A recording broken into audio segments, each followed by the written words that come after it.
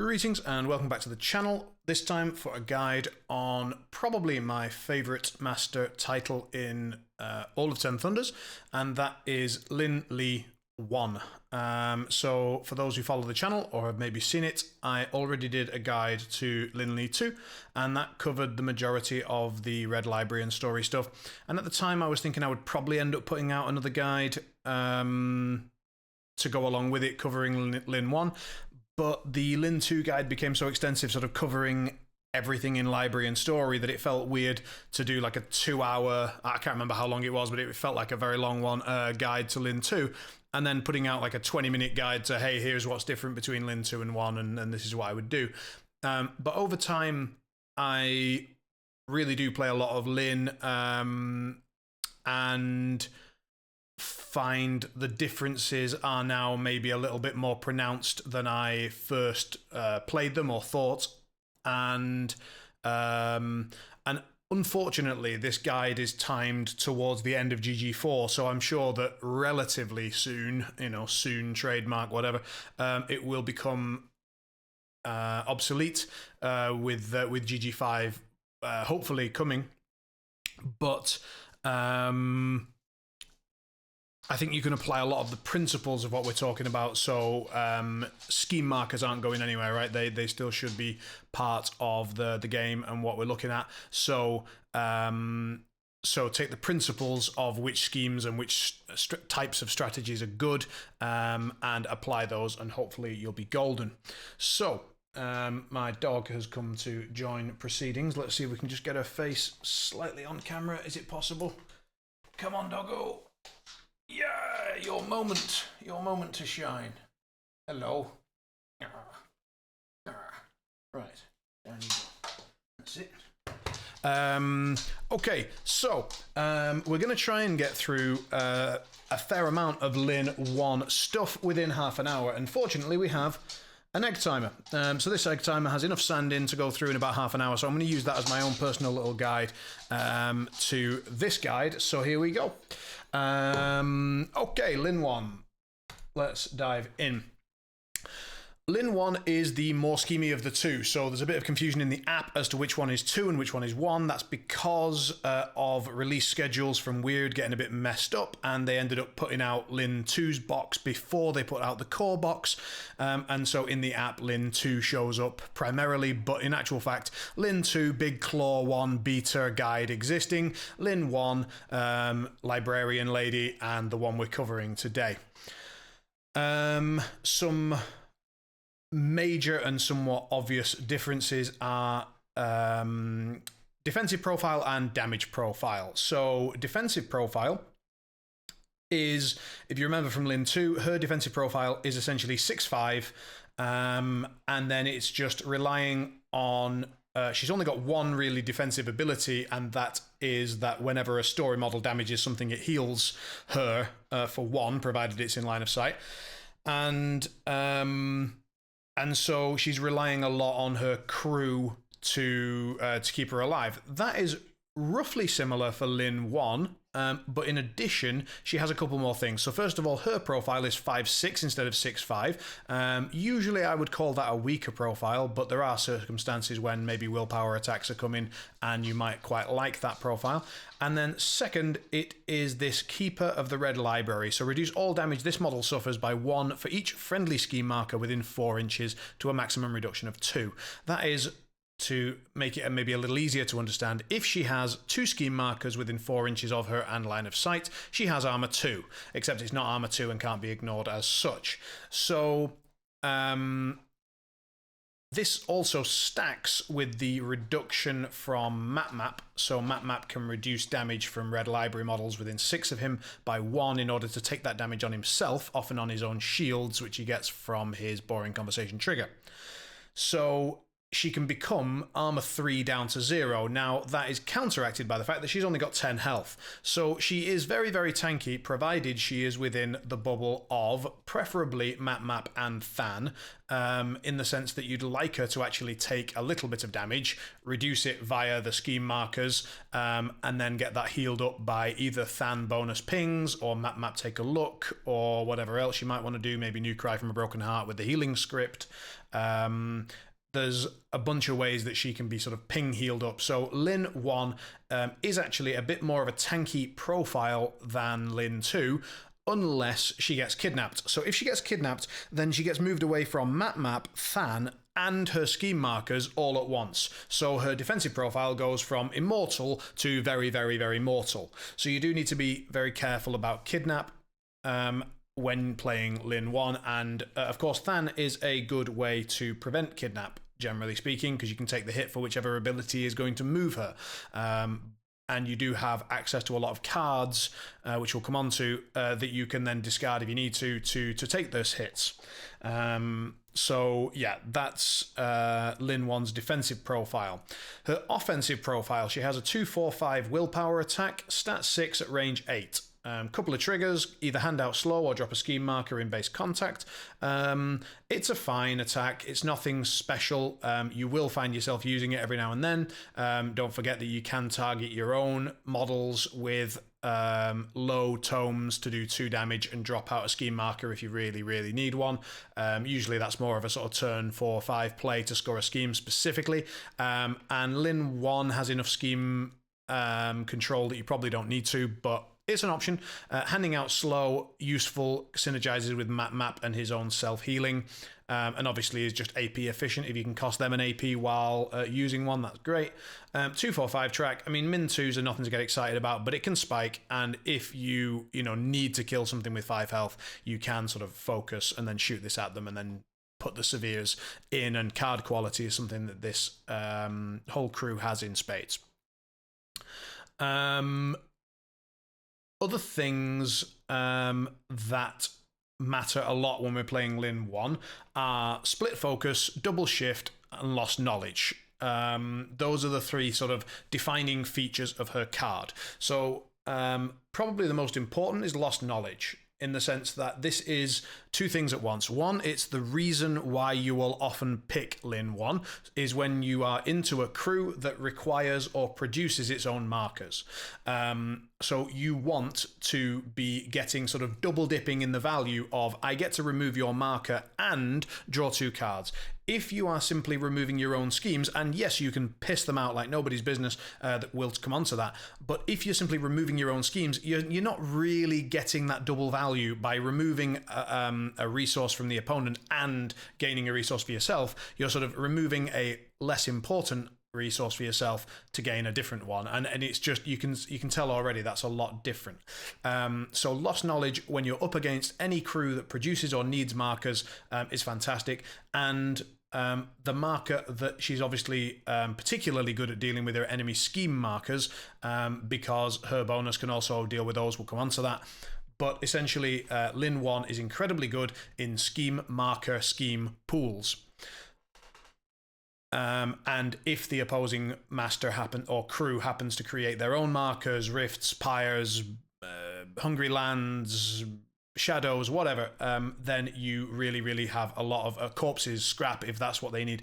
Then there are lots of cases when lost knowledge can be a really, really strong ability. And thunders are not particularly known for their marker removal. This does not say destructible marker, so it's not like we can handle it in many other ways. In fact, one of the only other ways that we can handle markers that are not destructible is Raijin, who happens to be in keyword. So Lin 1, good for marker removal, good for scheme marker, scheme pools, and is good at efficiency. efficiency in a number of ways, and I'm not sure whether I want to cover that whole topic right now, but let's come on to the other thing that I mentioned then, which is split focus, and this is one example of efficiency. So during the start phase, if this model is the leader, up to 2 friendly red library models, please don't mix them up. I know this is a split keyword, but that does not mean that you can suddenly go with Raijin. You do need it to be a red library model, and then that model may gain slow to take a general or melee action. So while that does not say non-charge, it is in fact non-charge because it's during the start phase, and charge is once per activation, and the start phase is not an activation. So you cannot charge with split focus. You cannot already have slow, so you can't just get a free AP by using this. You need to gain slow in order to take the general or melee action. And note, if you're a new player, that a general or melee action does not mean that you can take one of these actions on the back of a card. It means that you can take a general action or a melee action. And by the way, I don't mean her, I mean the model that you choose, and so be aware that obviously that model needs to have a melee action to take it. So during the start phase, yeah, up to 2 other friendly red library models, so it cannot be Lin. Don't confuse that one, which I almost did just then. So last thing, and the thing that I haven't mentioned yet, so why do we use that and how do we use that? Well, I will come on to some specific examples when I load up Vassal, and I'll show you the ones that you can do, some little tricks and tips. But essentially, it allows you, because it doesn't matter who wins initiative. Presumably, you're going to have 2 red library models within line of sight of Lin, and within 8, she tends to play a little bit bubbly in the early game and then spreads out later. And so you're going to have some models there. And therefore, you can do things like give map slow in order to take an attack, and that attack can apply slow to an enemy model. So let's imagine that they want to win initiative because they want to try to fight or kill map with some beta that's engaging him. So they cheat a 13 for initiative. Okay, so now they're 113 down. You lose initiative because maybe you don't want to trade your 13s or whatever. You are now able to activate map. You basically get to take half an activation now, half later. So it's like pay half now, half later. That's the sort of split focus theme.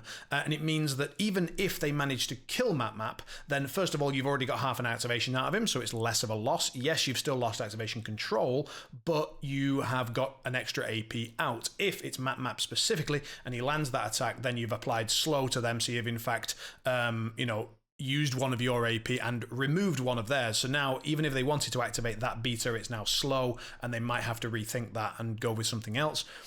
And of course, you have held on to a card that you didn't need to cheat for initiative because you knew that even though you're basically freer to lose initiative because you know that you're going to get to take the first 2 actions, not activations, actions anyway.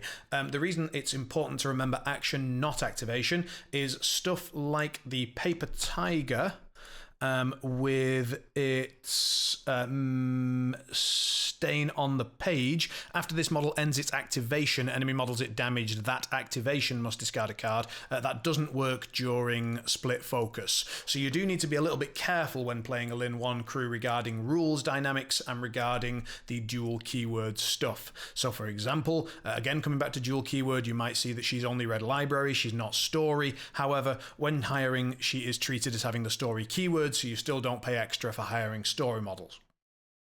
There are currently no other reasons that I can think of that it would matter that she's not story, other than Mia synergies, and I would never play Mia, but we'll come on to that as well.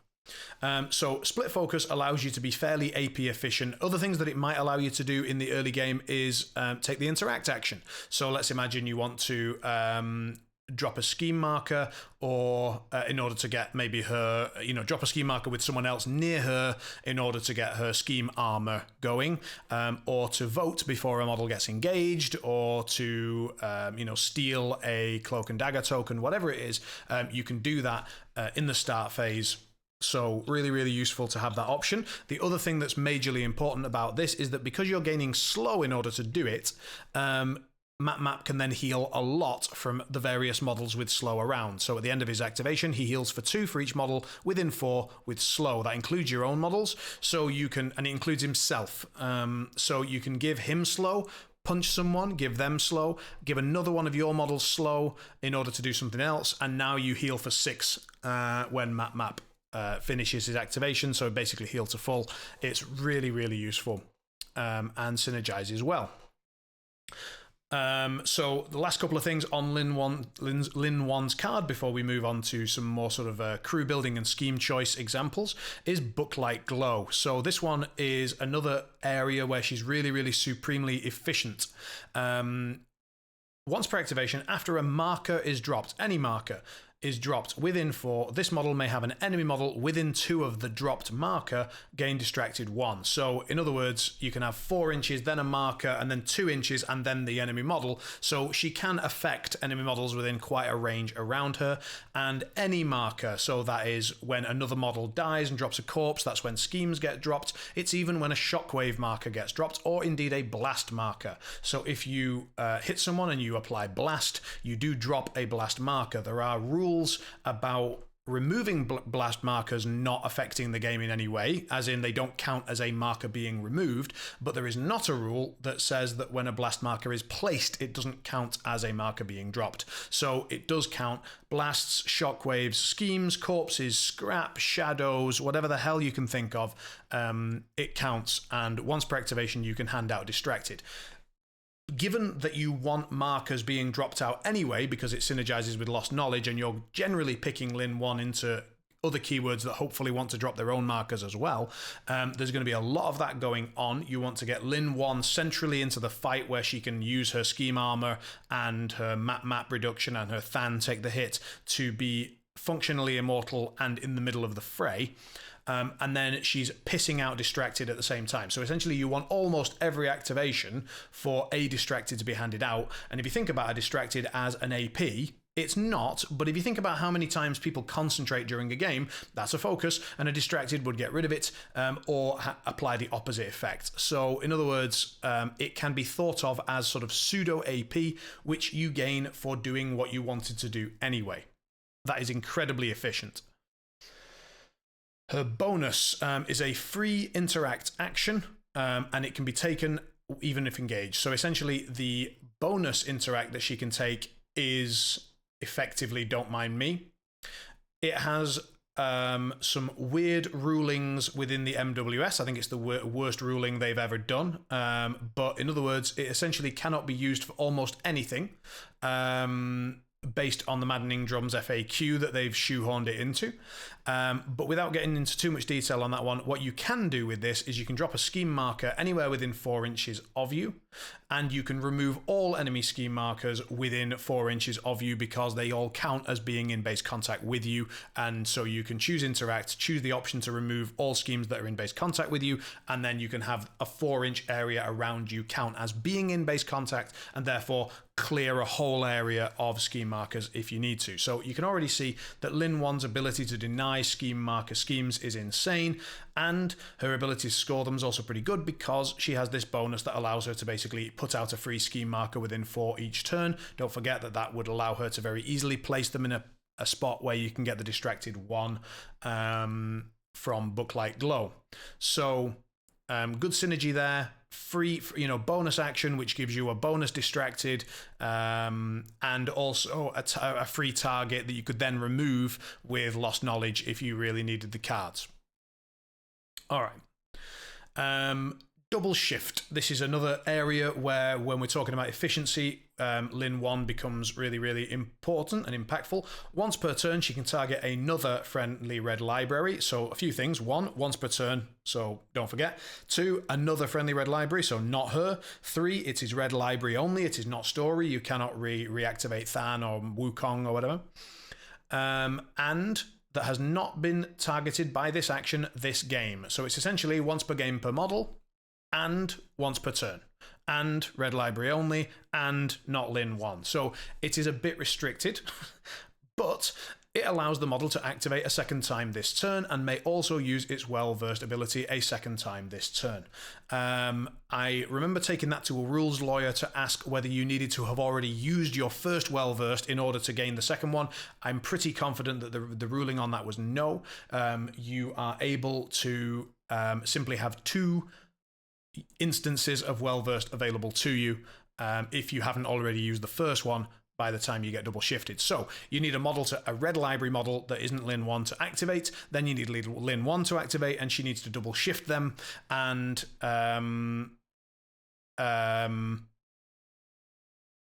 they are able to activate fully again, so 2 AP plus bonus, and they get an additional well-versed on top of that. One other important note is has not been targeted by this action this game. So if you Black Joker a double shift on a model, then you cannot double shift. Obviously, that double shift will fail, and you can never double shift that model again. So Lin 1's well-versed, there are various models that have a particular ability that they tend to use well-versed on. Lin 1 almost always uses well-versed on double shift because you cannot afford to have that Black Joker. So if your black has not already gone and it's not in your hand, then generally speaking, you will well-versed the double shift flip, and no matter what the flip is, unless it's Black Joker, you will accept it and cheat the 6 needed because you cannot risk Black Jokering double shift most of the time. Yeah. Another little thing that some people forget regarding double shift is that Jade Rabbit counts as both Red Library and Story, and so can be double activated. And if you give him the Silent Protector upgrade, therefore he could challenge multiple models per turn, which is quite a bit of pressure. So if you're going down the Silent Protector Jade Rabbit route, you can do that. Okay, so we talked about almost everything now on Lin 1's card, except for a new cry from Broken Heart. This one is probably her least used ability. You won't use this a ton, but when you do, it will probably score or deny a VP, so it is important to keep in mind. It is a 12-inch range. It has a TN of 5. You target a scheme marker that can be friendly or enemy, and you push it up to 6 inches in any direction. Enemy models move through this way. Each pass a TN 12 willpower or gain slow. It's pretty rare that is the reason you're doing this. Obviously, if they line up in a, choo-choo little train for you, you can control the Red Library, drop a scheme down in front of them, push it 6 inches through, and watch them take a bunch of TN12 willpowers or gain slow. Generally speaking, I still don't think that's worth doing massively, but you can. The main reason you're doing this is to put schemes in and out of positions where they score from a long distance away, and you're generally doing that turns 4 and 5 to score and deny schemes that people are counting on or not counting on you getting. Things like Power Ritual can be scored from miles away, and Snare can obviously be scored from wherever you need. You'll have a lot of scheme markers around, and you just say, okay, well, I need these 2 here, so boom, boom, and it's done, and then Control of the Red Library can drop one down somewhere else as well. So her ability to manipulate scheme markers is second to none in Thunders, and so that wraps up Lin 1's card. Hopefully that's given you a good flavour of what she can do. So let's go into maybe what's the best one here. Do we go into this? Yeah, I think we go into this. So let's have a look then at which schemes and things like that we want to take her on. So we have Let Them Bleed. Let Them Bleed is an interesting one because she doesn't necessarily want to try and score it. She wants to almost always, if you're taking her, it's because you want to take a scheme marker scheme, probably 2 of them. But it's good to know which schemes she can deny, and Let Them Bleed is one because her keyword brings quite a bit of healing in the form of Map, and Fan, and Map being able to soak up damage and her being able to soak up damage, and Bookkeepers having shielded, so ping damage doesn't necessarily do enough to score the second point on them. Let Them Bleed is not the worst one to see in the pool because it's slightly hard to score against her, but it's not one you're generally going to be picking. Deathbeds, also not one that you're going to be picking, but it does require scheme markers to be scored, both the opening point and the end point, and Generally, crews that want to score deathbeds will have ways of dropping the scheme and killing in the same activation, but some of them don't. Some of them will set up that scheme marker for deathbeds kill and then try to kill, and you have a lot of ways to interrupt that in the meantime and gain benefit from it, lost knowledge being the obvious one. Power Ritual is fantastic for Lin because of New Cry for a Broken Heart, so she can deny it from a very, very long way away that people maybe won't see coming, especially that second point. Obviously, the first point of Ritual is crazy easy to score, and it's crazy for her as well because of Paper Tiger's mobility, Bookkeeper's free interacts, and Lin 1's just Lin 1 and Wukong and Rabbit just pissing out free scheme markers every turn. We'll come on to those. In Your Face is pretty bad for Lin 1. She's not a killer. It's the one thing she can't do well at all. So where Lin 2 can score In Your Face very easily and wants to and regularly will, Lin 1 doesn't love it because she does want to be in the middle of the fray, but she's not necessarily guaranteed to be within 3 of a tanky big model and that you can sort of like guarantee to kill. And yes, she shares Lin 2's proficiency for scoring the second point by virtue of most of her crew will cost 8, so the majority of her crew will cost 8, and so scoring that second point is a bit easier that way, but getting the kill and it's a question. It's not the worst, it's certainly not the best. Deliver is pretty good. You can deliver easily the first point with a model like Wukong if you want to, or a Bookkeeper, and the second point is putting scheme markers where you need them to be. Lin 1's incredibly good at doing that. Deliver is a reasonable scheme to take. I personally don't like it because it forces me to keep their master alive, and it forces me to have activation control turn 5 most of the time. So I don't love it, but you can take it and she can score it reasonably well. Against her, though, she will be upfront and easy to deliver to, but then, of course, she'll be incredibly hard to score the second point on because she simply does a bonus and all the scheme markers within 4 inches of her disappear. So, enemy scheme markers. So, or is it all scheme markers? I'd need to check that. Anyway, either way, they're scheme markers. So, scoring second half of deliver is always pretty hard, but it's particularly hard against Lin 1. Outflank, I think is a terrible scheme, but if you were going to take it, she could certainly do it with Bookkeepers, Paper Tiger, stuff like that. The problem is that on an outflank pool, generally people only tend to take outflank when it's diagonal ballots and diagonal plant, so that there's another reason to also be in that corner, and if so, then the opposing crew probably has a reason to be there as well, and that means that they will likely be able to take out those models. Lin's stuff is not super fragile, but it's not super durable either unless it's within a bubble, so the ones that reach the corners, not ideal, don't love outflank. Hold up their forces. It's possible and you can do it, but the rabbit is not significant. Bookkeepers usually have more important stuff to do than sit engaging enemy models. They want to be off scheming and interacting and scoring. So I don't always love that one, really. People trying to score it against you, they can. So yeah, hold up, not the best for Lin 1, I would say. Espionage is absolutely perfect. So you need a number of scheme markers in specific locations. That is absolutely perfect. Lin 1 can A, do it, and B, deny it. It's one of her best schemes. Sweating Bullets, not great for a similar reason to In Your Face, which is that she's not the fighting crew. She wants to be scoring and denying. She doesn't want to be brawling, and Sweating Bullets is more of a brawling scheme. Information Overload is Lin 1's bread and butter. You are going to be pissing out free scheme markers the whole game, and you are able to eat other people's schemes for cards, so it's amazing. And her bonus can remove a great many schemes in a single AP, kind of. So Info Overload, bread and butter, amazing. Prisoner, terrible scheme. I almost never take it, and I certainly don't in Lin 1. Protected Territory, very, very easy scheme, probably the easiest of all 13 to score with any crew. And Lin 1, exceptionally good at scoring it. and to an extent denying this. Ensnare is also incredibly good for Lin 1 because you are looking to put schemes in a particular place at a particular time, and you also want to deny people having schemes near your stuff. She's amazing at both. So you can sort of see that the schemey schemes, she's very, very good, and the brawly schemes, she doesn't really want to see. Okay, so that's schemes. Strategies. Let's go bottom to top. So Stuff the Ballots is her best. And the reason is that you've got bookkeepers with free interact, you've got her bonus as a free interact, you've got mobility and a reactivation, so you can reactivate a bookkeeper who can then effectively get 3 more votes via 2 AP and a bonus interact. So your number of efficient AP for ballot voting is insane through double shift, through her various efficient bonuses. So Stuff the Ballots, absolutely amazing.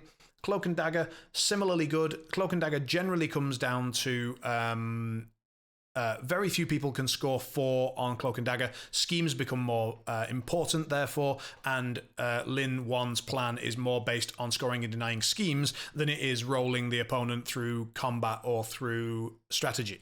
However, Cloak and Dagger is one of the strats where you can use interacts as efficient AP, and so being able to steal reactivate something and then run up and steal a cloak token can be a game winner. Plant explosives, again, you do need to be able to pick up and put down the bombs efficiently. It's not her best, it's not her worst, she's fine at it. No problem. Raid the Vaults, probably her weakest, I would say, because it doesn't involve interacting in any way, and that's where she's strongest. So there you are probably better running Lin 2 and doing that. But if you have a very, very, very schemy pool, you could consider it and just go full tanky mode, try to stay alive, push people rather than kill them. Obviously, you can do some killing. It's not like you can't kill anything, but it's just harder. So Raid, not her preferred strat, but you can play it if you really need to. Okay. Crew building. Let's dive into crew building. And in case you're wondering, on the 30 minutes, we're getting a bit low. It's going to be tricky. Brackets impossible. Never mind. Right, we have Lin 1 and the rabbit. So the only real choice to be made there is, are you putting Silent Protector on the rabbit? It's pretty much the same as I mentioned in the Lin 2 guide, which is, if the opposing crew has something which can ignore hard to kill, that's a big sign that you don't want to take it. If the opposing crew has an easy way to get natural positives and therefore easily just take a focus and then get through the double negatives of the rabbit, that's a good sign not to take the upgrade and just play the rabbit passively and away. But if they've got a really good challenge target and if they don't have the 2 things necessary to take down the rabbit, then you may wish to consider that Silent Protector upgrade. It can be really, really efficient. Auto include is Map. So he is a red library model, and he is the red library model. So he's the best one. You are definitely going to be taking Map. You are also definitely going to be taking a bookkeeper, because they give you even more card control, they give you free interacts, they give you free movements, they synergize well with split focus, which we'll come on to in a minute, and are generally superb. So here are the red library models, by the way, and here are the story models, in case you're wondering how the keyword is split. Paper Tiger, for me, is pretty much an auto-include. So unless I have a really strong reason to want to go Lin 1, however, I'm facing a crew that has a particularly good way to kill the Tiger, and I'm not planning to run Map and Than together as a bubble, because if I am, then I can still keep Tiger alive, even if they have models that could otherwise kill it easily.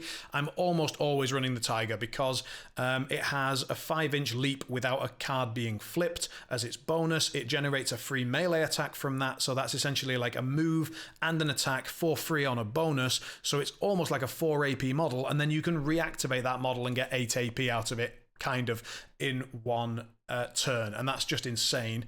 Also, it helps a great deal with Unpack, so it has Intimidating Roar, and as with Lin 2, you want to be sort of pushing Lin up the table. You don't want to be taking walk actions with Lin if you can at all avoid it. You want her to be doing the important stuff like Lost Knowledge, like Double Shift.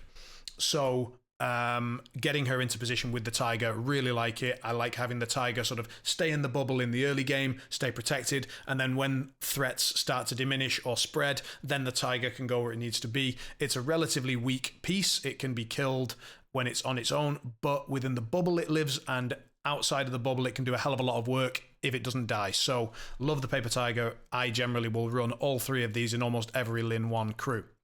Mia is a Red Library model, but I just don't rate her anymore. She was good when you were playing GG3 super bubbly 4, you could actually stay within that 4-inch bubble and to make use of the shielded, but since we are not doing that anymore, I do not run her. The Calligrapher is a cool looking model and some cool looking rules, but they're all stat 5. If the model's going to be any good, as in if there's something you really want to rewrite, then it's going to die. We're out of time on this. We're going to flip it again and see if we can get this done under the hour. So if the Calligrapher rewrite is going to be really, really impactful, namely like a low willpower model with armor 2 that you really want to steal the armor from, then the opponent will prioritize killing the Calligrapher, preferably prior to rewriting the defensive tech, and they'll be really quite capable of doing so. And I just don't think it's like, yes, you could say, okay, well then you could put Map and Than to use and really use your bubble to protect the Calligrapher and then steal the defensive tech. I don't think it's worth investing that much effort into a 5 soulstone minion that's going to maybe on stat 5 maybe steal some defensive tech. I've never ever been compelled enough to put one on the table, and I don't recommend running them. Of course, you're welcome to do what you wish. In terms of story models, we've got the main 3, so these are the 3 that have been around since the box was released, and they are all superb and will all see play. Not necessarily all 3 in every game, but you have a real choice there, and you may wish to run 1, 2, or 3 of them. However, we then get, and I'll come on to reasons, but Suzaku is kind of the odd one out because it was released latest, and actually it's the MVP of Asami crews. If you've seen either of my Asami guides, you'll know that Suzaku absolutely rocks those crews, but that's largely because of the Asami crew upgrades. So the access to those things and the access to Hazardous makes Suzaku really shine there. Unless you are going for a weird kind of Hazardous style build, or there's a lot of Hazardous on the table itself in a meaningful position, then I would not necessarily run Suzaku here. Its condition removal you already have, so you already have condition removal on map. You already have condition removal on Lin 2, so if condition removal was a big thing, you'd be running Lin 2 anyway, probably. And so that sort of burning armor is okay, but then the Up We Go ability, it's more limited here. Maybe on Raid the Vaults, just to sort of Up We Go something outside of Raid the Vaults. But again, why are you playing Lin 1 on Raid the Vaults? You need quite specific reasons to take Story of Suzaku. If you haven't got a very specific reason why you're doing so, then I would not do it. I'll put him down here as a result because it is a maybe take rather than a don't take. Than. Than is when you expect someone to try to fight you. If someone is not going to try to fight you, if you're simply going to both spread around and all try and score, if you're playing like Nekima 2 and against 4 dogs and they're just spreading all over the place, then you might choose not to take Than. But his 6-inch take the hit, his 4-inch heal 1, damage 1 pulse, and his Righteous Protector, which is so incredibly AP efficient, is very, very compelling, and he is also unimpeded. So if a map has a hell of a lot of severe terrain, you might really want to think about it over, for example, Raijin, who does have some trouble with terrain. Wukong. Wukong you will run the vast majority of the time in Lin 1, more so even than in Lin 2. The reason is that the pools where scheme markers are good is where Lin 1's good, and it's also where Wukong is good, because his bonus, if I just bring it up, has Speed of a Meteor, which is basically a walk and dropping a scheme marker. So every turn he will use his Well-Versed on his bonus and then get a free walk and a free AP. So basically a 4 AP model with extended reach and a getaway trigger and a demise that makes him basically immortal. Unless they have anti-demise or anti-heal. So that is when you would not run Wukong necessarily. So you might choose not to run Wukong into Outcasts or Guild, because they can target the model while he's buried and thus effectively kill him. You may also choose not to run him against, for example, Shen Long, who has an anti-demise gun and a Charm Warder who has an anti-demise aura.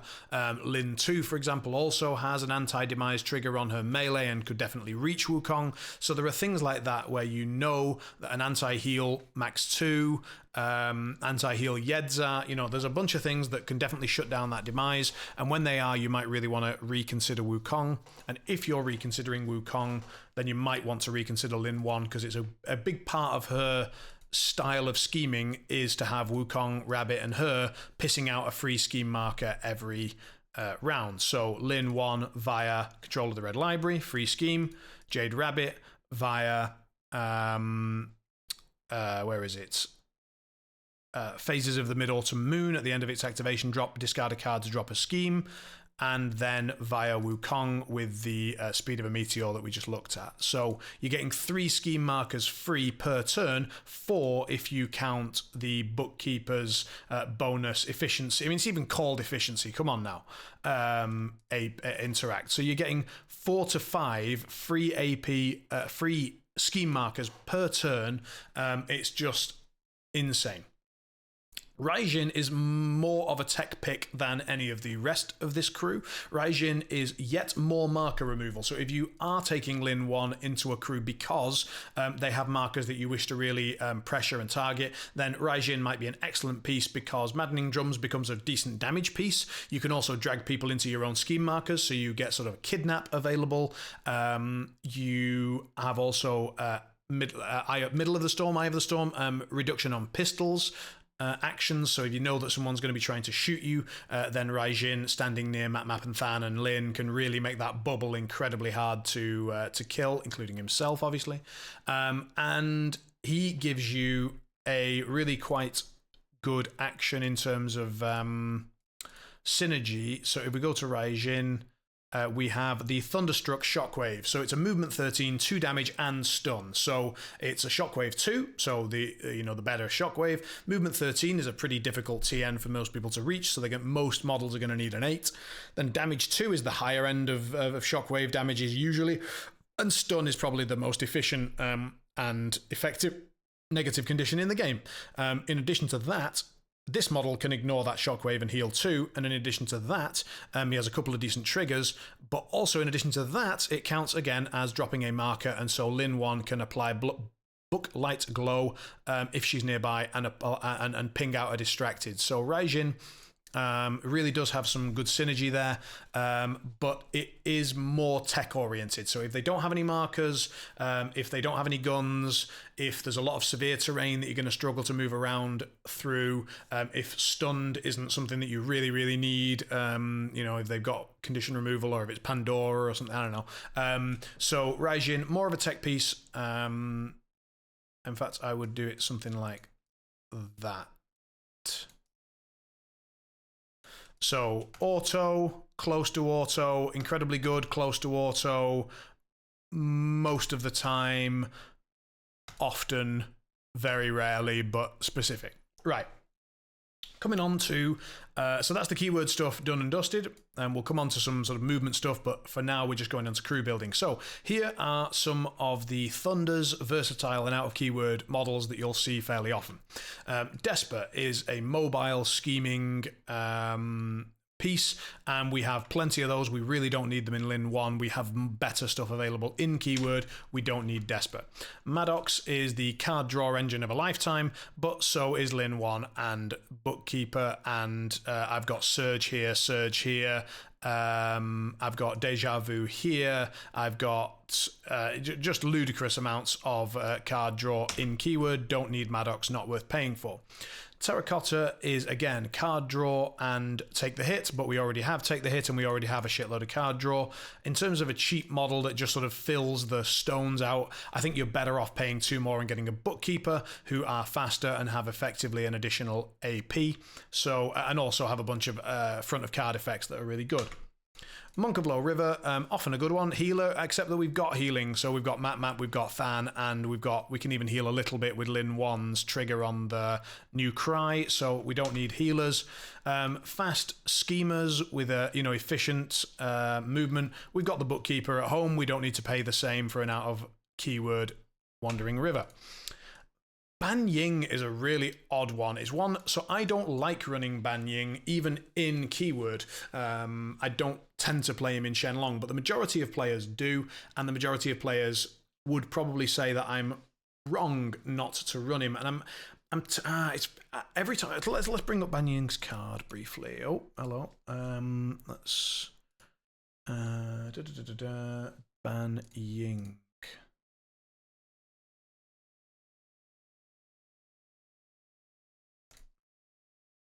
So why am I talking about Ban Ying at all? Well, because you can create shadow. Because you can create shadow and scheme markers, you can drop markers, and therefore you can ping out distracted.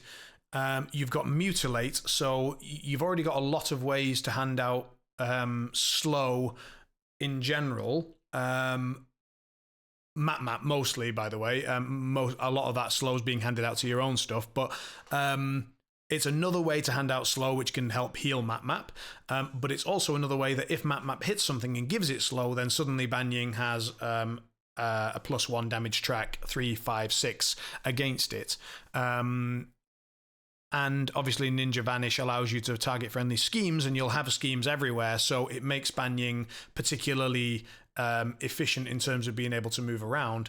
I don't think it's good enough. It's cute. It came to my mind when I was thinking, well, is there anything we could do here that would, really work with Lin 1 specifically? I don't think so. But if you really love Ban Ying and you want to give it a go, by all means, I'll chuck him down here. Not the worst, but not my favorite. So then we've got our regular good old damage dealers that we would often take. In fact, a Yoro is probably now included in that list. Those are all a bit more techie.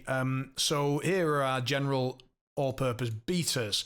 Fuhatsu and Lone Swordsman, they are possibilities. You can take them, but if you're taking Lin 1, then what you're trying to do by hiring Fuhatsu and Lone Swordsman is to move the crew more towards killing, and it's like, well, why? Play defensive. Use the card advantage that you've got to dodge their big attacks, or to dodge a lot of their damage. Heal that up. Make them waste their AP attacking your models. Use your free AP to put schemes everywhere, outscore them, and win.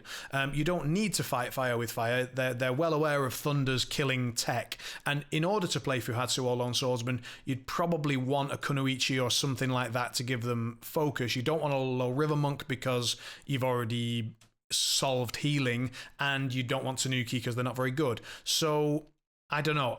You could run one of these. It would be a damage track the opponent would not necessarily expect because it's a very spiky, high damage track. And so I'd keep them in the back pocket, but I don't personally hire them with Lin 1 very much. So that brings us on to beaters, good old-fashioned beaters. These are all sort of min 3 kind of beaters. Obviously, Yasunori requires his upgrade for it. They're all 10 cost because we've got versatile 10s and then out of keyword 9s. So they're all 10 cost beaters. We are not short of those. Lin 1 does really kind of want one out of keyword damage dealer of some sort, because she's very, very pillow-fisted. Otherwise, you really can't do much damage with her crew, and you want to be able to threaten something. So I would say you do want maybe one of these to threaten them. And Lin 1 generates a hell of a lot of resources, so she has an unbelievable number of cards. She can sort of blow through her entire hand, either defensively or offensively, and then draw a fresh one with triple lost knowledge and or some surge triggers, deja vus, whatever. So, or the bookkeepers can also cycle one, draw one if they go early. So you've got an unbelievable number of ways to generate resources, and you need a model that's scary when you put those resources in. So none of these keyword models are scary when you put resources into them, not really. Whereas one of these guys with resources can be pretty scary. Now, I've included Yasunori and Zheng. They are not models that I tend to go to anymore. I've tested them enough to say that, for example, Yasunori, I certainly don't play him anymore. But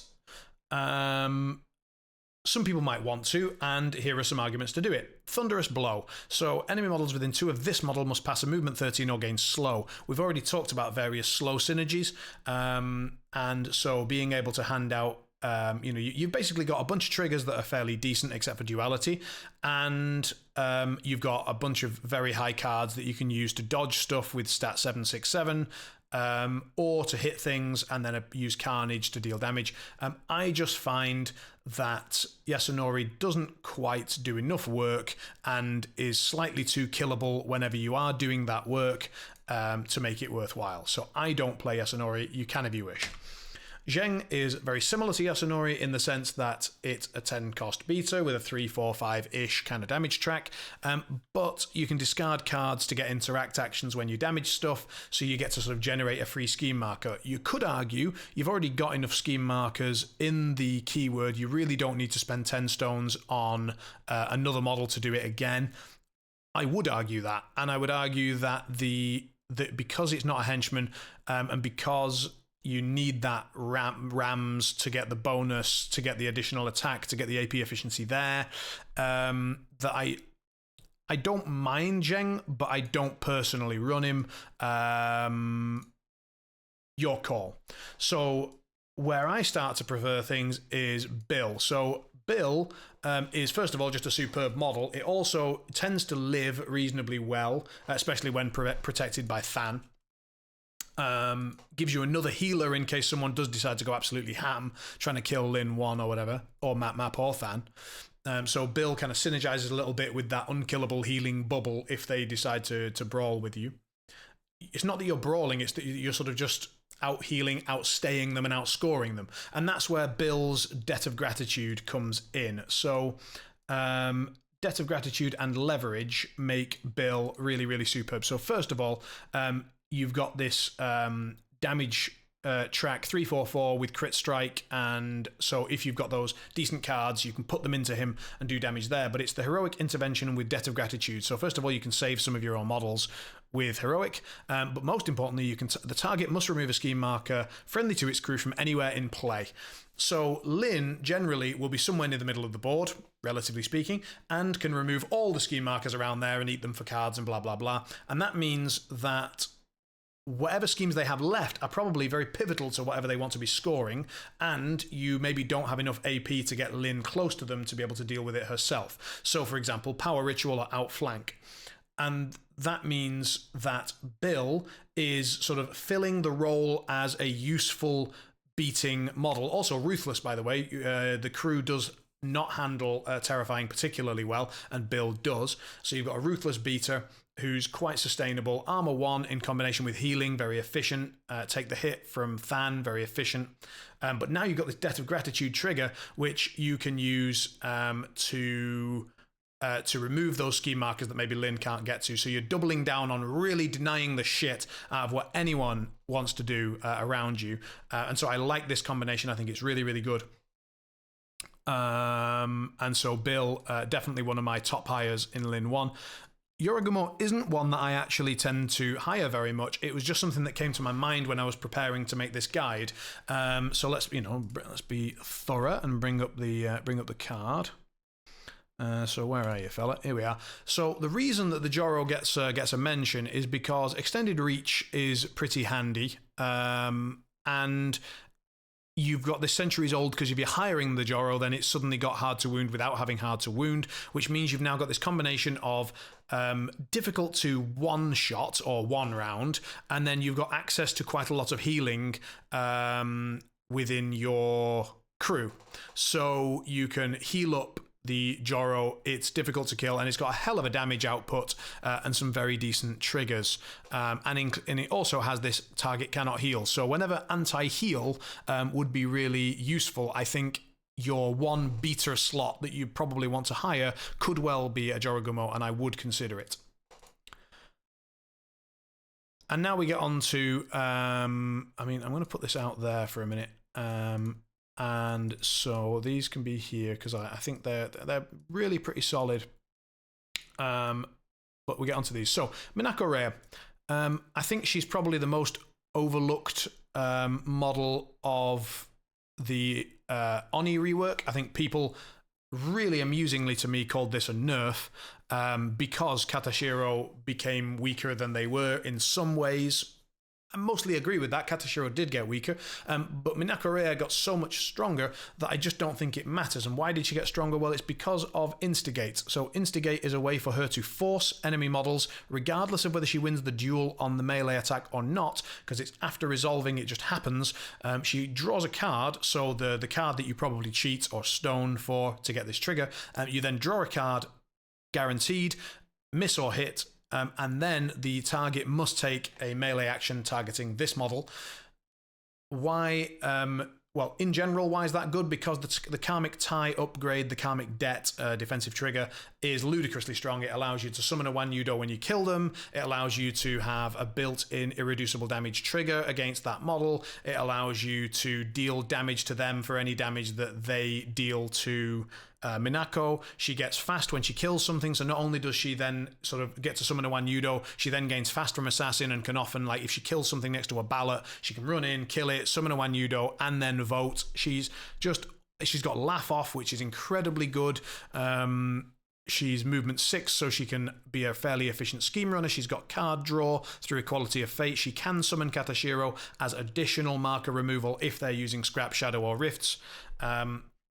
There's just so much that she does. She also deals with conditions, so she can end conditions essentially on 2 models, the one that she targets and herself at the same time, while healing if you have the Ram trigger. She's a henchman, so she can stone, and you've got healing for her, and you can take the hit for her if she's looking like she might actually die. The amount that Minako slaps just cannot be overstated, and I put her in the majority of crews with the majority of masters. Lin 1 is no exception. She has now become my A1 beta of choice, even over Bill. Though I do still love Bill, and Bill giving leverage whenever they declare a scheme means that you've got that extra activation control. So you've got like double shift from Lin, leverage from Bill, and suddenly you're playing like a mini Yoko to Tara kind of activation control master in addition to all the other shit. So Bill, superb. Joro, bit of a tech pick. Minako, absolutely superb. I think you want one of those two, not both, generally speaking. Joro, bit of a tech switch if you need the anti-heal. Other models which I think are interesting and compelling in Lin 1. Here's a little update on the egg timer. I reckon we're going to get this under the hour, boys and girls. We're on a winner.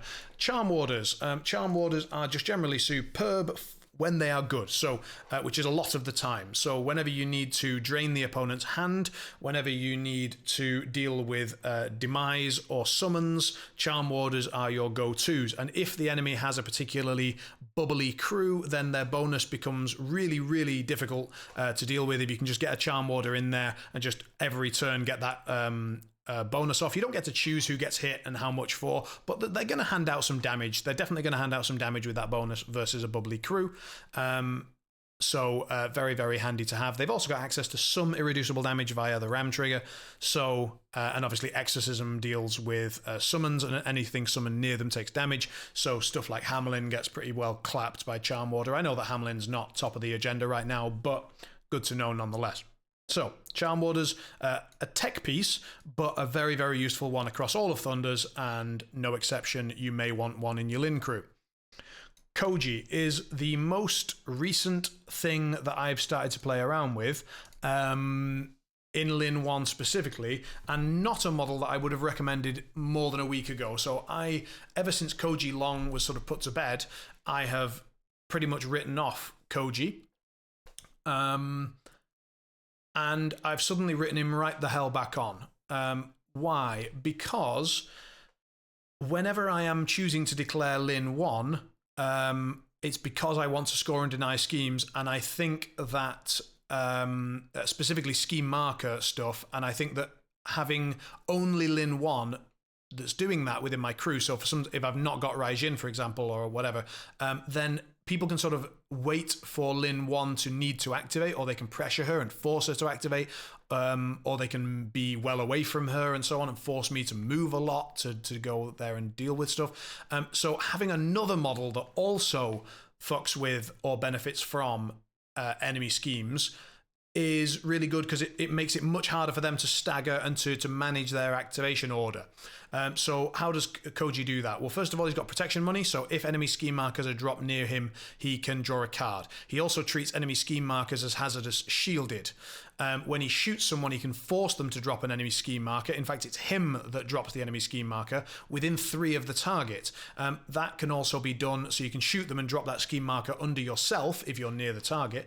And then because you've resolved an action in Hazardous, you gain the shielded. And then because that scheme marker is dropped, you draw a card. So Koji becomes additional card draw. He's also got Boryokudan, which basically either deals damage or the opponent generally chooses not to take the damage and drops up to 2 enemy scheme markers. In fact, again, it's Koji that drops the scheme markers within 1 of the target. And so you, again, get to draw cards per protection money per scheme that's dropped, and then it gives, normally you're thinking, okay, but now I'm providing my enemy with scheme markers and I'm trying to play a crew and models that deny that, right? But generally speaking, your machete can remove a terrain marker within 1 to receive a positive on the action. You can charge into the enemy scheme marker that you've just dropped, so you shoot them, for example, with Taker's Bane, or you Boryukudan them, drop the scheme marker or scheme markers, and then charge. You resolve 2 actions, both the movement and then the generated attack, while in the scheme marker. So you've now got Koji with 2 shielded, hard to kill, 5/6, menacing potentially if you get the intimidation factor, and henchman. So I always thought he was far too easy to kill. I don't think he is anymore because of the shielded and the ways that you can use it. And then you can remove a terrain marker, and you're thinking, well, how does that help me? Well, because he treats enemy scheme markers as hazardous terrain. So he can now remove enemy scheme markers within 1 of himself anytime he takes a melee action, and he gets a positive for doing it. This fits very, very well into the general efficiency idea of Lin 1. Also, whenever I create all of these enemy scheme markers, it is a way for me to create lost knowledge food. So let's imagine that I don't manage to get rid of all of them. Also, by the way, placing enemy scheme markers can be very useful for preventing the placement of more enemy scheme markers. So if the opposing team wants to put down enemy scheme markers nearby with interact actions, they can't within 4 of an enemy scheme. So if you put one just over the center line, for example, like just on their side, it means they can't score espionage anywhere near that marker if their ability to put down scheme markers is limited to interact actions. So you can sometimes fuck with them with their own scheme markers. Also, hostile takeover. So once per activation, you can target a scheme marker, push it up to 2 inches, and then drop a scheme marker in base contact. So you can basically transfer their scheme markers into yours. You've got the inbuilt RAM, so you're always going to get this trigger if you get the action, but note that you do need a mask. So I messed this up as well. You need a mask for it to go off, but the RAM's built in. The RAM says, until the end phase, friendly non-master, it doesn't count for Lin, models within 3 of the drop marker are treated as having this model's menacing ability. Menacing only works if there's another model within 3 of this ability with the same ability, and it suffers it's basically serene countenance if there is another model with menacing nearby. If you're only summoning Koji and if you're only hiring Koji and you're not hiring Kara, then you're thinking, well, menacing's kind of wasted. Why am I doing this? And also partners in crime, Kara, but I don't want to hire Kara. Doesn't matter. What I've realized is that Koji is actually fine on his own, doesn't need Kara, and we'll come on to it because the hostile takeover is one of the stronger things on his card, and you can then chuck that scheme marker somewhere nearby, and then Than and Map and all the rest of them suddenly become menacing, which means that Koji becomes menacing as well. So you can really and you don't have to target an enemy scheme marker, so you can target a friendly one if there's one in position, and you can put that scheme marker into a place where you want it to be, and then get this intimidating factor going. And of course, they can try and remove that scheme marker to stop it, but that's something else that they have to deal with. Meanwhile, he's got a 12-inch gun. People don't expect 12-inch attacks coming out of a Lin crew. It's not what her keyword does, and so they're not really preparing for it. And it's only a 2/3/4, but hit them with it twice, draw a couple of cards off it, and then see what they think. Partners in crime Kara, at the start of this model's activation, another friendly model within 6 may move up to 3 inches. If this model is a Kara, that model gains shielded 2. If you're up against Zoraida 1, then yeah, okay, hire Kara. It's good anti-obey tech. cool. But most of the time, it's more efficiency. Again, at the start of this model's activation, another friendly model gets to move up to 3 inches. That's like more than half of a walk action for most models. For free, it gets them out of engagement. It's a move, it's not a push, so you can get them exactly where you need them to be. It's basically a free disengage. It's a free bit of threat range that they weren't expecting. It can get your Than back into range to take the hit from something. If you see them eyeing up an attack, you can get Than into position, or you can bring them back into Than's aura, blah, blah, blah. You can also use it to move Map's boring conversation up into place if you need it.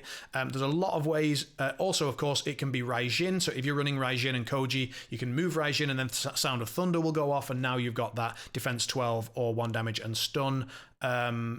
Shockwave, not shockwave, pulse going off. So there are a lot of ways in which that synergizes. Hard to kill is very good when the model can be healed. Now, there's no sort of self-heal outside of survival skills on his card, but there are a lot of ways to heal him for 2 or more. With Map Take a Look, Than Ping is just an automatic heal, so to put him basically back above Hard to Kill.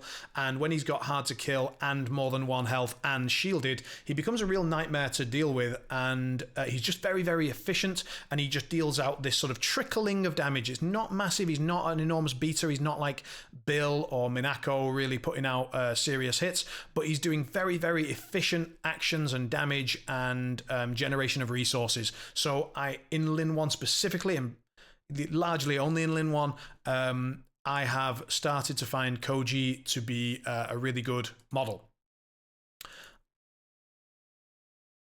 I'll come back to Amanazako in a moment, but let's see where does that leave us in terms of crew creation. So this is my old Lin 1 core crew.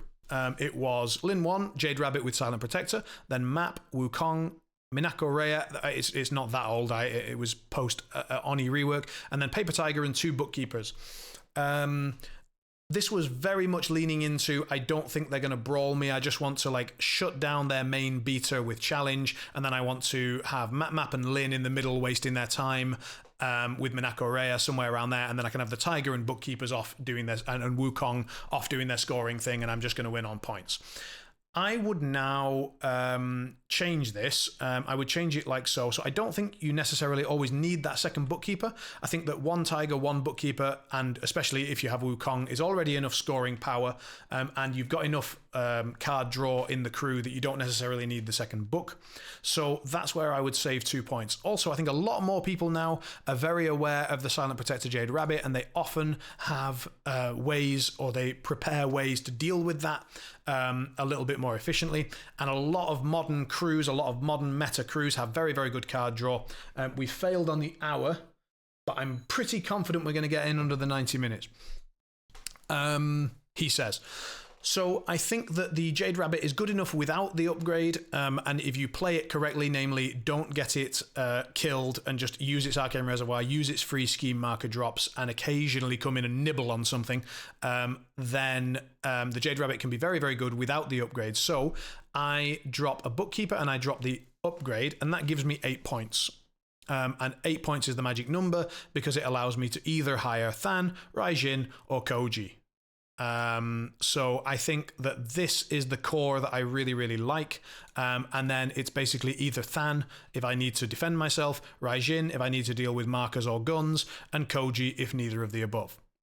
For now, we'll put in Koji because it's fun. And this is what I was talking about in terms of your crew always ending up with a bunch of 8-cost models. So generally speaking, second point of in your face, pretty easy to score. First point, score a bull, but I wouldn't rely on it unless you're running some slightly more killy pieces. That, I think, covers a lot of the crew creation and scheme and strategy points. So let's quickly cover Amanazako and why she's on this page at all.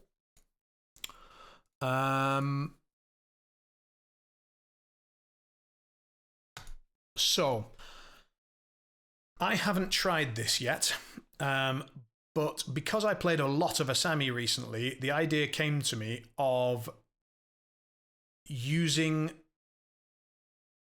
Hazardous crews are really, really strong, but they can be countered by certain things. Mar 2, Guild with no prisoners and lead-lined coat and things like that. And so whenever you declare a Sami, you're immediately going to see those things coming out of everywhere.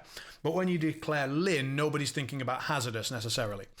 But in actual fact, you have access to some. So if there is some on the table, then in theory, you could add in, well, Amanazako. So first of all, she has her miasma of boil and flies. It's not, none of this is keyword locked.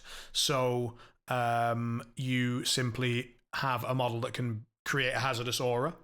And then you do have a lot of ways to displace people within Lin's crew. So Map can take a look and bring them to markers. Raijin can maddening drums and bring people in. His melee attack also places models within one. You've got Story of Suzaku, who I did say you don't necessarily want, but this is the circumstance when you might, because we've already seen in Asami how powerful Story of Suzaku plus Amanazako is. Any model that's killed within 3 of Ama, which generally speaking is going to be lots because that's where the Hazardous is, then create a Rift. So even though you're not playing Asami, Rift markers would still come out. And so then you've got another form of Hazardous. Then we go and look at Raijin, who is in keyword, and he does have this electric fields. So scheme markers touched by this shockwave are treated as hazardous. Then we've got the Story of Suzaku. Normally speaking, it doesn't matter, but here, enemy models treat friendly scheme markers within 6 of this model as hazardous burning. Not so important in Asami because you've not got that many scheme markers hanging around, but in Lin 1 you've got a lot of scheme markers hanging around, and so suddenly you've got this multiple forms of hazardous, including burning hazardous, maybe some map hazardous, and so it occurred to me that it might be possible to build a crew around Amanazako as your sort of key beater. So instead of going down this route, you go down this route, and then that brings Suzaku back in. You're probably going to need Fan for this. You've got Sun Wukong has a kidnap, so he has his kidnap. Raijin has his kidnap, so you've then got healers for Ama and healers for the bird. So with their self-heal, terrifying, and henchman status or burning armor here, maybe you've got enough defense that you don't need Than. So now you've got something a bit like this, maybe. You'd have to drop something out of this, maybe the tiger, for example, you drop here. And now you've got a bit more of a brawly Lin 1 hazardous crew. Now, again, earlier I said, well, if you're running Lin 1, why are you trying to build this brawly crew? It was my argument against taking Fuhatsu and Lone Swordsman. Well, because I think that those don't necessarily bring anything special or particularly unexpected. A little bit unexpected, but everyone knows what they do now, and you don't have the focus for it. And if you did, you'd have to really drop some keyword stuff to make it happen. Whereas here, you can keep a lot of your keyword stuff going on, and a lot of the keyword stuff that already exists suddenly starts to synergize again. And the only thing you're really having to do is add in Amanazako in order to make that shine, right? You bring in that Suzaku that you wouldn't normally, but it's not, it's not out of keyword. So is there like an Ama hazardous build available?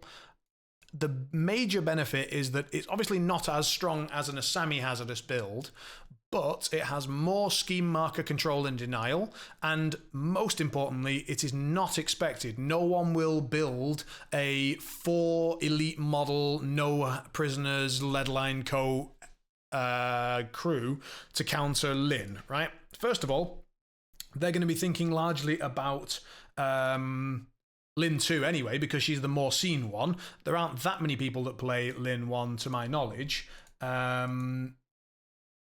As in, with any regularity. I mean, I like her a lot, and I have a particularly good win rate with her because people don't tend to see her that much. You only tend to bring her when she's good, and when she's good, she absolutely slaps. That's the way that I view it. I'm just quickly checking while I've got a second what my... I don't know what my Lin 1 stats are at the minute. 5 wins, no losses, no draws. So in tournaments, I've played her 5 rounds, won all of them. She is just a really, really solid pick when she's good. Okay, let's come on to some examples then of movement shenanigans and unpack stuff and advice like that. Let's move a lot of this off the table. So this, I'm not, in fact, that can go away. So I think at the moment, these three are the ones that I'd be likely to put in. That's more of a tech piece. That's a really massively tech thing, which I'm not even sure works, by the way, but it's interesting. And if you want to try it, feel free. So tech piece, and then my 3 beaters of choice, and then my, and I think that we can put over there. So I think we end up something like this, right? And I would say Raijin, a bit more of a tech piece. I do run him, but a bit techy. And often at the moment, I mean, I run Minako in almost everything, so she's going in. And then, you know, in that example list, we put in Koji, right? So let's do that for now. Cool. How does this unpack? How does it work? And what to look out for? So let's line it up down here because it's sort of clear, and then we'll go from there. So remember, this is a rabbit without the upgrade. If it was a rabbit with the upgrade, it would probably be somewhere nearer the action to get in and get an early challenge. But a rabbit without the upgrade is going to be playing a bit defensively.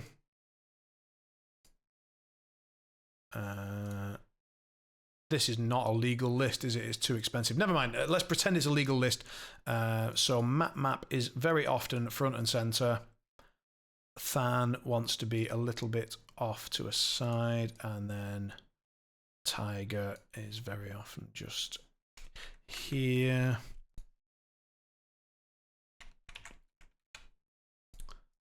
And let's just imagine it's something like this. So if, you know, if it's a wedge and it's Castor or something, we're not going to bunch up this much. We're going to spread out a bit more, blah, blah, blah. But let's just, for the sake of argument, be here. Cool. So let me just get my settings a bit more sorted.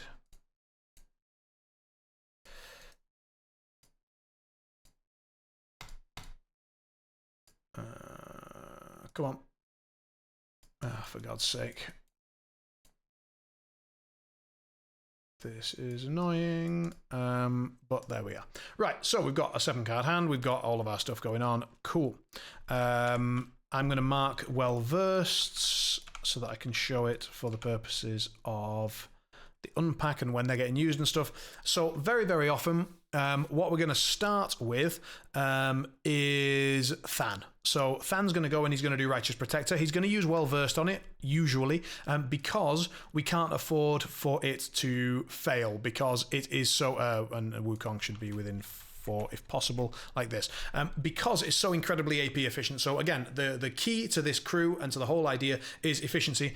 And so with 1 AP, he provides 3 inches of movement, ignoring models to every other model. So that's 1, 2, 3, 4, 5, 6, 7, 7 models at 3 inches. That's 21 inches of movement. So he's just generated 4 AP worth of movement, plus an inch. Obviously on move 5 models, which is most models, not in this crew theoretically, but fuck it. 21 inches of movement with 1 AP. So that's unbelievably efficient. Therefore, we can't afford for that to fail. Therefore, even though we well-versed this, and even though it only needs a 4 to go off, we have not seen our black yet. And so it is actually correct to say, I accept that 3. And you can either cheat to make it go off, that's fine, or you can cheat to make it go off with the surge trigger and cycle the card. So if it's a 4, 5, 6, 7, 8 of tomes, I would probably cycle it. If it's a 9 plus, I'm thinking about it, but just for the illustration, I decided to do it. Right, so now all of these models can go 3 inches in whatever direction they want to go. Now, actually, I've already fucked up this explanation because the first thing we're going to do is the split focus trick. So let me just swap Koji and the bookkeeper just to illustrate for a moment. Apologies, I've been talking for a bit and I didn't really plan everything out perfectly. So we're going to have a little gap there so that Lin can see the bookkeeper. And so in the start phase, we're going to have the bookkeeper gain slow, regardless of who gets initiative. Bookkeeper gains slow and takes a general action. That's going to be a walk action, so half, 1, 2, 3, 4, 5, for example. Then when the bookkeeper activates, we have Narrow Road to the Deep North. At the start of this model's activation, up to 2 other friendly models within 6 may push up to 2 inches towards it or a scheme marker. So in Lin 2, I spoke about that you'd have to maybe go with the rabbit first, move up, put a scheme marker out front, And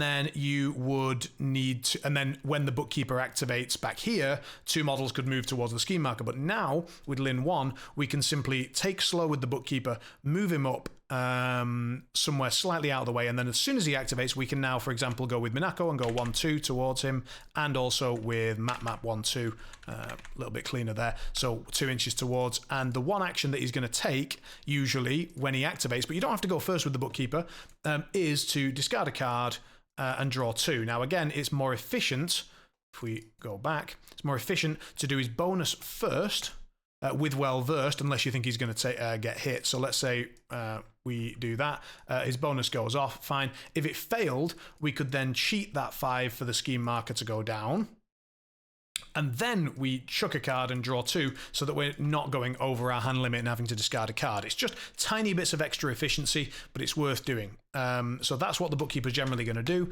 but it gets us an extra 4 inches of movement. So just by activating, the bookkeeper gets us 4 more inches. Then, and obviously we choose to keep that within 4 of Than. Then Than goes and gives us that massive amount of AP efficiency. Everybody goes, not Than, sorry, everybody else goes up. Yada, yada, yada. Fantastic. And then Than's activate, and obviously Minako gets 3 as well and can be up here. So now Minako's already threatening things. And then Than's second AP is nearly always walking. 1, 2, 3, 4, 5, 6. And now he's in position to protect almost everybody for a good while. So that's good.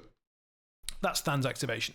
And let's just have him a little bit over here for the purposes of this. So then we've got this, where does the efficiency of the tiger come in? Well, the efficiency of the tiger comes in with the roar. So he can, intimidating roar, and I'll just bring up the card briefly. So intimidating roar pushes the target 6 inches. If it's a minion, it gains slow. So don't use it on minions unless they're already slow. So if you slow your own bookkeeper with split focus, and then you want to be able to push it into a situation where it might be able to then do walk and interact with its bonus, you can use it that way. It's a little cheeky tip, but yeah, intimidating roar. And then we've got the reposition trigger. The main thing is it doesn't have a TN. No TN at all. No reason why that it doesn't, but it doesn't. So I can go roar on Lin and relent. So I just let it go off. Oh, for fuck's sake. So that goes off. Any card would have gone off. Even the Black Joker would have gone off. And if it was a mask, I would have then had 3 inches of movement from repo. So now we're going to do it again on map. And there's a good example. So there's the Black Joker. Oh no, except I don't have a TN and I don't give a shit. So all I have to do is have any part of my path touch the tiger. So I touch there. And let's imagine that didn't clip the bookkeeper. I don't think it did, but even if it did. So now map's up the middle and still within defense of Than. We've got Lin within 4 inches of a scheme marker. So she's got some of her scheme armor already. If it wasn't the Black Joker, and let's imagine that this was a 2 of masks instead of a 2 of crows, I could cheat that in just to get an extra 1, 2, 3 on the Paper Tiger, and then the Paper Tiger's bonus allows it to place within 5. So let's imagine there's a building here. Then the tiger can sort of place up behind that and be nice and safe.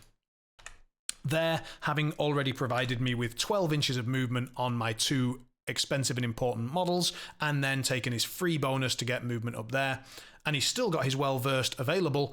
I didn't need to use it because I don't care if I Black Joker, I don't care if I fail on the intimidating roar, so it's better to keep the well-versed in order to defend with it. So the Paper Tiger generally wants to use its well-versed to either attack with its melee or defend if it can't.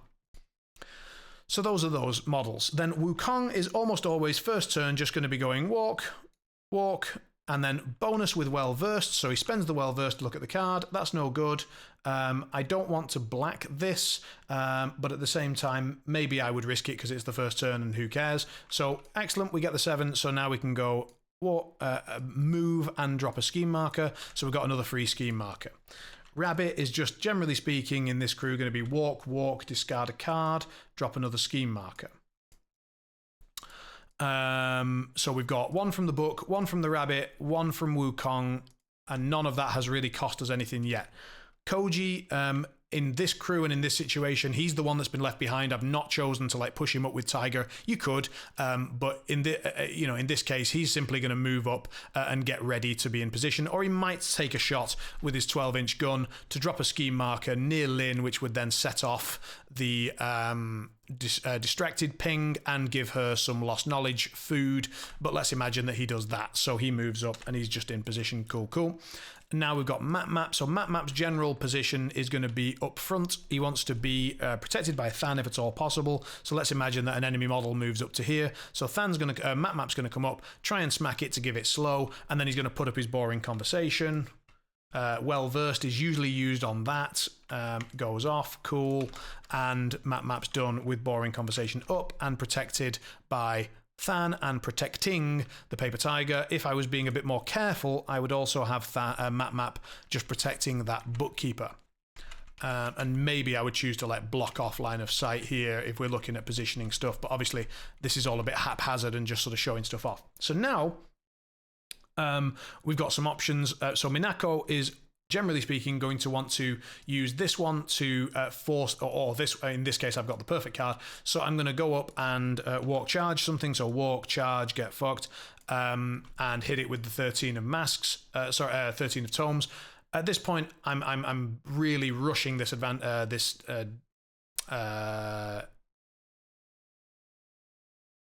instruction because Lynn would probably go first. She's likely to go last. Reason Lynn would go first is because I want to have a really solid hand before Minako goes. So let's imagine Lynn goes now. Right, I've got maybe the enemy scheme marker that we spoke about earlier from the shot from Koji. So some, I don't know, some guild markers over here or whatever. Cool. So Lynn goes, she can remove that scheme. I'm not going to do double shift on turn 1 because I don't think I need it, so I don't want to like waste it. It's once per game per model, so therefore I can use my well versed on this lost knowledge, make sure it goes off. It does. Cool. Draw 2, and look at that shit. It's just ridiculous. So the scheme marker's now gone. Fantastic. I can now do my bonus, so I've got another free scheme marker. I put that out here somewhere, hand distracted to an enemy model. I've now got double scheme armor. I've handed out distracted. I've got 2 cards, and I've still got 2 AP left. So if there's enemy markers, I could probably get rid of them. My hand's good enough, I don't need to draw more markers. So maybe I would go focus and then ancient words, something with the focus. Cool. She's done. She's central. She's in position. She's in her bubble. Fantastic. Everybody's happy. Minako then goes in. She smacks someone with the 13 of tomes. That forces them to attack me back. I deal some damage. Because she has charged through, I'm going to be getting probably a straight flip on damage. So I could pop in, for example, the severe 5. Nice. And then they hit me back. I use the 13 to defend it. I'm obviously going to target a model that's got a stat 5 versus defense attack, if it's all possible. Or I'm going to hope that they don't have a 13 in hand. And I probably would risk attacking a stat 6 model, especially if I had some sort of feeling that they weren't holding on to a 13. Very good players will, because they know what Minako wants to do, but it's not always possible. They don't always have one. Maybe they needed one to get their plan going, right? So then whatever Minako then hit is now 5 health down, depending on their defensive tech, and now with the upgrade on them, which means the following turn they're going to get absolutely smashed and turned into a Wanyudo. So that is some key bits there. Right, let's get rid of this lot. So at this stage, this is sort of, again, a very rushed, randomly set up situation.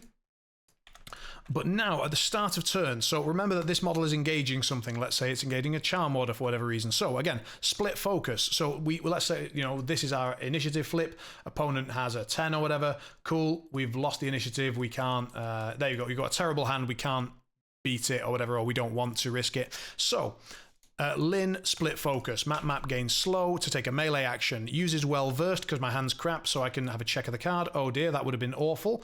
That's also awful. That's a shame. And then maybe we throw in that 9, force them to cheat, because if they don't, that's deja vu. And now we can discard a card and draw 2. And we apply slow to the opposing model. So now any damage that they deal to Map, let's say he's taken 2, and then they activate and they deal 2 more and 2 more, and then all of a sudden I activate and I'm healing for 4. In addition, I could have the Paper Tiger gain slow here. Let's say they remove this scheme marker, and I was a bit nervous about Lynn. Paper Tiger could go and pop down another scheme marker with an interact. A, just to give itself slow so that Map could heal, but B, to double up that scheme marker armor for Lin 1. So split focus decisions, really useful. Then in this turn, we might want to, let's imagine that this is ballots. So now our bookkeeper can come up and come here and then vote once with a regular AP, once with a bonus. And then when Lin 2's going and she's filled up my hand, maybe done a couple of lost knowledges on some enemy scheme markers, cool, boom, boom, boom, boom, boom, boom. We get rid of some shit, so that's gone, that's gone, that's gone, whatever. So now we've got a decent hand, and we do have a reason to double shift. So now we could double shift the bookkeeper before it dies. Like, the bookkeeper is one of the more likely red library models to die. So we can reactivate the bookkeeper and have it go walk, and go to whatever other strategy area there is, or, you know, to vote somewhere else, or to, you know, just to get prepared to vote, or to steal a cloak and dagger token, and then to do its bonus interact or whatever it is that you need. So he goes off and does that. Or if Map gets hurt badly, so let's imagine that we've done that Map activation, we've healed to 6, let's say, but we're still a bit damaged and Map's gone, and now someone comes in and smacks him and takes him back down to 3, and we're like, ah shit, Map's dying. You could instead reactivate Map. This slow would still be up. We could then, maybe let's say the Charm Warder was the one that punched, so it's lost its slow. Map goes, smacks the Charm Warder, gives it slow. I now heal for another 4 because it's another activation that's finished with Map, and I could even put up my boring conversation and either cheat or stone or get lucky or well versed again, looking for the tome trigger, which is there, and then we discard a card, and now Map has healed for another 4 and now has 3 shielded. So there are a lot of things that you can do with double shift. The Paper Tiger, as I said, is incredibly AP efficient, much more so when you activate it twice. Try to make sure that you double shift things before they die. I know that sounds obvious, but it's very useful. And don't forget that the rabbit later on can come somewhere near to Lin and be reactivated, because it would drop another scheme marker, so every time it activates it can chuck a card to drop a scheme, but then you can reactivate it. Now the rabbit isn't the strongest reactivation in the world, but you know, you chuck a card, drop a scheme, and that's, you know, that's espionage right there, for example, or whatever. But also, that's activation control. So because you've reactivated a model, even though it's just a rabbit, and even though it's not done a whole lot, you've still reactivated it, and so you still go last, or you get to go twice if you were going last anyway. So don't forget that the rabbit is kind of a pass token, ready to go, kind of, if you don't need to double shift something else, or if you've already double shifted everything, or everything that you could double shift is dead, the rabbit is there for you. It's an option. Wukong, meanwhile, is just incredibly mobile. Generally speaking, it's going to be going around the edges, refusing to die, and dropping scheme markers out and voting or scoring or dropping bombs or whatever it is. I often put 2 bombs on him on plant explosives if they don't have a way to kill him, which most people don't, otherwise I wouldn't have picked him. And the alternative is he can drag people with Journey to the West. He can drag people into some lava, for example, and be annoying that way. Or he can chase down some very, very weak, fragile scheme runners. He's got a 2-3-4 track. It's not great, but he's very, very mobile, so he can get to them and tap them to death if that's what you need. Than's job, generally speaking, is just going to be value, so it's Righteous Protectors to move people around if they need to be moved, and then it's his pulse, heal, and damage. So here, you know, Map's taken a damage, and let's imagine Lin's taken one, so then Than can come in here, heal them both, so heal, and the Charm Warder takes a damage, and whatever else is over here takes a damage, and then Than's now in a great position, ready to protect everybody with his 6-inch aura, and is sitting here with well versed and a focus, maybe, whatever. Don't forget, by the way, that Than's well versed, to repeat what I mentioned from the Lin 2 guide video, one of the benefits of well versed, which applies here as well, is I can't seem to get my stones to go up for some reason. Never mind. So is that when you spend soul stones, well versed is one of the only abilities in the game that allows you to impact that flip. So you can spend a soul stone, spend well versed because it's just before you flip a card, and then you can go, yep, that's fine, I'll reduce by 3, thank you very much. Or, yep, 2's okay, I'm willing to risk it, but let's imagine you needed a severe to live, you can fish for it. I generally don't use it for that, but this is the more important one. It's when you say, okay, well-versed stone, oh shit, 1, no thanks, I'll take reduced by 3, thank you. So Than's well-versed is very often used either on Righteous Protector in the early game when it's really important and it's a lot of movement that you're getting from that, or it's used on Stone Reduction because he's obviously a model that's going to take a lot of damage because he's the one taking the hit.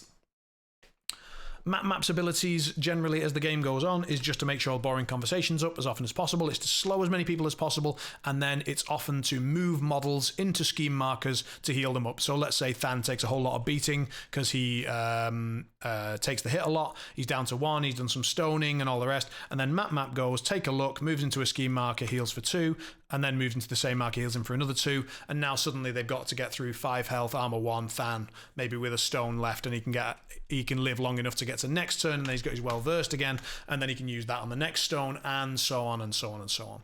So the crew relies on having a lot of card draw, a lot of resources, a lot of ways to survive and heal, and then a lot of free scheme markers everywhere that you can use to leverage those schemes that we talked about. I hope that this gives you a really detailed overview of Lin 1 and that you'll feel a bit more comfortable giving her a go. She's my favorite. She's so cool. There are so many tips and tricks, and you could play a lot of games with her and still have a whole lot to learn. So best of luck with your Lin 1 games, and as always, let me know in the comments if there's anything else you'd like to see or any questions you might have. A question that I do get a lot is which guide's coming next. Well, this one, but after this it'll probably be either Lynch 2 or Yoko 2. I would say Lynch 2 because I think Yoko 2 is very much the arena of Pope Darpa or Landon, and he is a better Yoko player than I, and until I feel like I'm good enough with Yoko, I don't really like putting out guides that I don't think I'm strong enough with, and I don't think I'm there yet with Yoko. But the recent change to Shoujo means that I want to try her out, and maybe I'll find something that works for me, and then she might find herself with a guide. But Lynch 2 is something that I like to play a lot, so that might be next. Who knows? All the best, take care, and I'll see you for the next one. Bye now.